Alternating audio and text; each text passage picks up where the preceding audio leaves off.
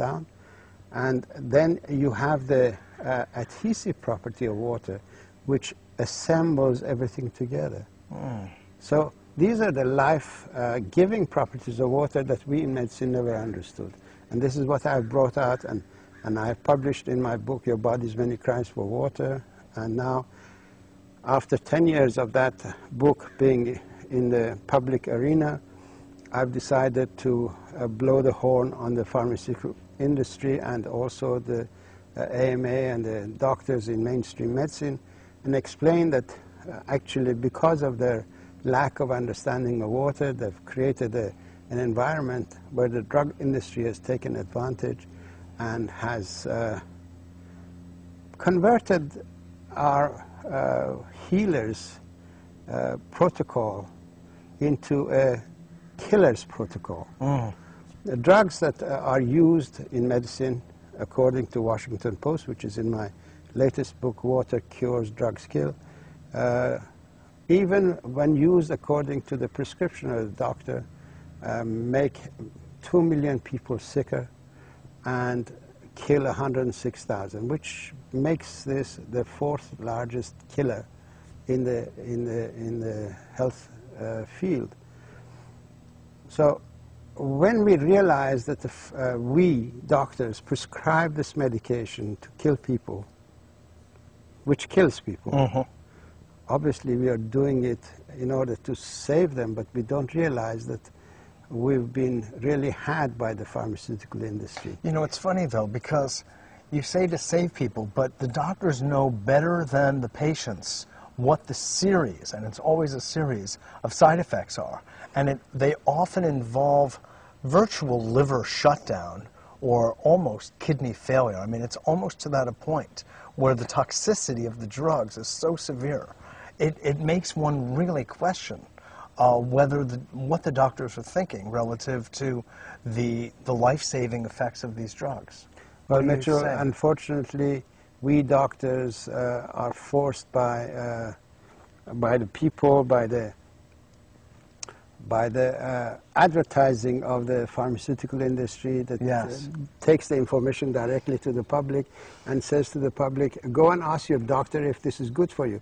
What doctor is there to say, no, it's not good for you, and then be sued afterwards? So basically, drug industry... So the doctor's being put into this compromised position. Yes, doctor is unwittingly being used by the pharmaceutical industry. As a salesman. As a salesman. Literally, yes, sophisticated salesman. Now, when it comes to cancer, since you brought that up and you gave that talk in Greece, I believe it was, to the conference there, could you just explain to the audience a bit how water could be a curative for cancer? Actually, I've got a video of dehydration and cancer. This is a half-hour tape of my lecture at Cancer Control Society conference here, 2002, that's last year. Where I explained how dehydration sets up the physiology, the internal physiology of the body in such a way that some cells become autonomous and they begin to grow in a cancerous way. It's very simple. When you're dehydrated, your immune system is shut down completely because histamine, which is a neurotransmitter in charge of water regulation and drought management programs of the body, has also a responsibility in monitoring the immune system. So when it gets engaged in the water regulation so that dehydration doesn't flare up the immune system unnecessarily, it automatically inhibits that aspect of its own work. So immune system is shut down, interferon production is shut down, interleukin-2 production is shut down. These are the elements that you require in order to find cancer cells or any immune problem. So dehydration is directly responsible. Then in dehydration, we lose some of our essential amino acids, tryptophan, tyrosine, and so on, because they're used as antioxidants. When you don't have enough water to secrete the toxic waste out of your body, then some other thing has to neutralize the acidity or toxic effect of the toxic waste. Tryptophan is used in that capacity, tyrosine is used in that capacity, lysine is used in that capacity, cysteine is used in that capacity. These are the essential amino acids that we need for our immune system. So that aspect of the immune system is shut down too. Tryptophan in itself, with lysine, tryptophan lysine, monitors incorrect transcription of genetic material and cuts the wrong transcription and corrects it. When tryptophan is not there, wrong transcriptions are not corrected. So you get cancerous transcription going through. And in dehydration, we lose the receptor system around the cells. As you know, each cell is in a water environment in the same way as we have satellite dishes to bring information to people.